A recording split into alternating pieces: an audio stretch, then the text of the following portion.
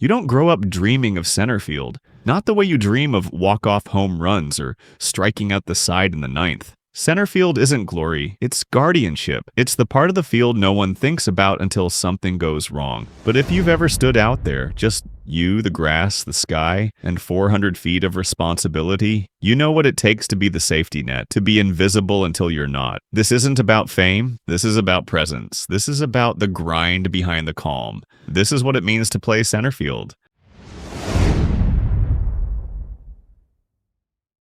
You're a kid when they put you in the outfield, not because you wanted it, because they didn't know where else to put you. Too many pitchers' sons, too many kids who hit better, so they point and say, "Go play center." You don't ask questions.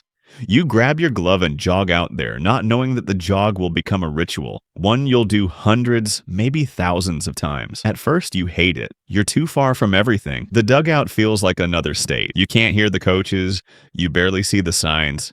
You stand alone with nothing but grass and silence, and the occasional butterfly to keep you company. You dig your cleats into the dirt and feel awkward.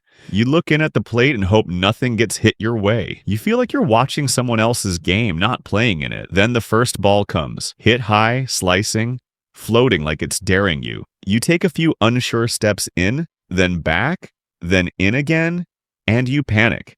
It drops 5 feet behind you. Everyone watches. No one forgets. That's how it starts. With embarrassment, with doubt, with a question. Am I even supposed to be out here? But something keeps you out there. You don't run from it. You stay. And over time, you start to notice things. How the ball carries on certain days. How lefties hit different. How wind moves through trees just before the pitch. You start learning, not because someone taught you, but because no one did. And somewhere in the middle of a forgotten inning, on a forgotten field, you make your first clean catch. You barely remember it, but you remember how it felt. You finally belong to something, and you didn't need to be seen to feel it.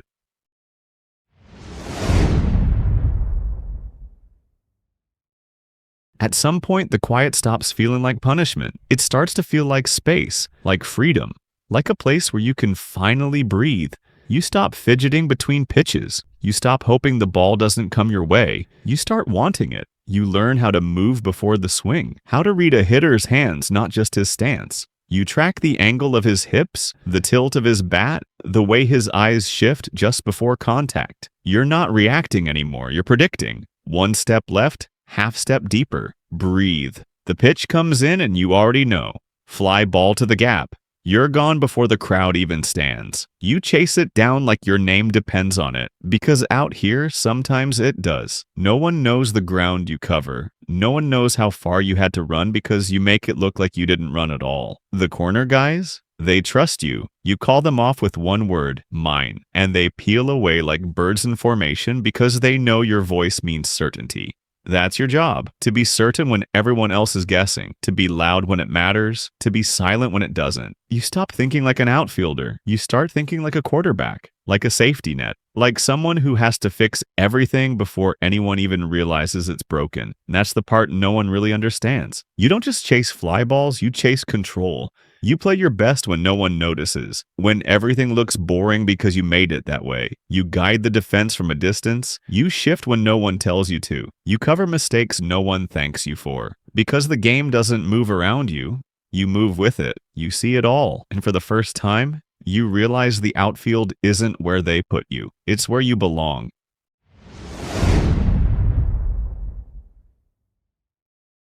You don't get the credit, not when you do it right. When your roots are clean, your jumps are perfect, your throws hit the cutoff. Nobody notices. They just assume the ball was supposed to end up there. That's the curse of playing center. Your greatness is invisible, but your mistakes, those get replayed. You take one wrong step, just one, and it's an extra base hit. Or worse, no one cares that the wind shifted, that the swing was off speed, that you were shading the other way for a reason. They just see you didn't get there.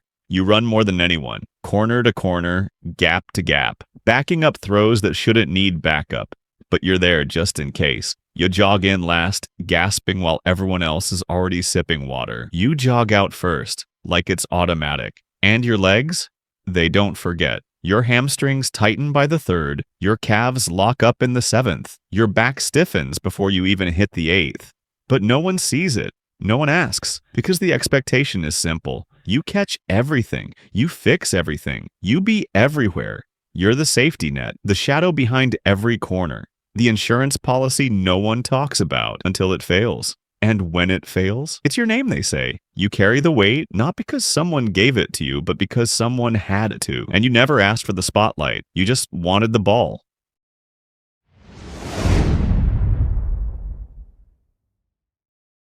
You stop chasing the ball. You start chasing patterns. You see the swing before it happens. You notice the grip, the stance, the way a guy breathes when he's sitting on fastball. You don't move on instinct. You move on information. You shift 2 steps over without being told. You glance at the flag and know what the wind will do. You adjust for spin, for timing, for history. And when it comes, off the bat, slicing, rising, dipping, you're already in motion. No panic, no stutter, just glide. You catch it on the run, plant your foot, and fire a seed to second. On a line, on time, no bounce. And if they run on you again, that's their mistake. You made your point, but your best throws are the ones you don't make, because they saw you get set and they stayed put. You don't just play the game, you influence it, you shape it, quietly, constantly, with nothing but a look, a step, a presence. And when it works, nobody cheers, because they didn't see what you stopped, only what never happened. That's how you know you did it right.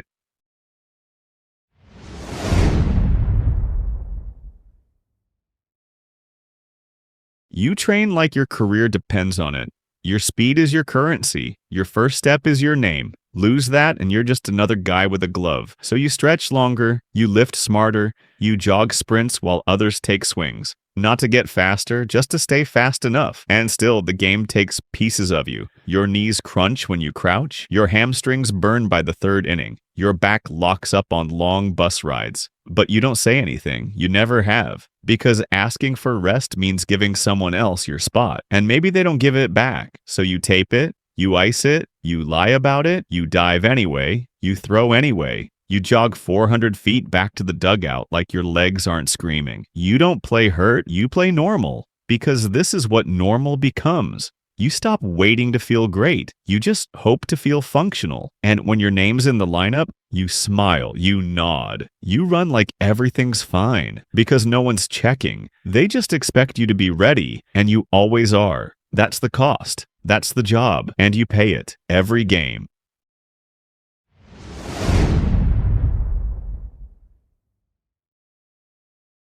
You start noticing things. You're still smart, smarter than ever, but the legs slower. They move you to left, then to the bench. You knew it was coming. You pass on the tricks, how to position, how to hold your glove still, how to stay quiet but lead loud. Then one day, your name's not in the lineup, and it won't be again. You watch from the stands. You coach. You teach the next kid how to be invisible, how to be essential without needing applause. And they won't understand it yet, but they will, just like you did.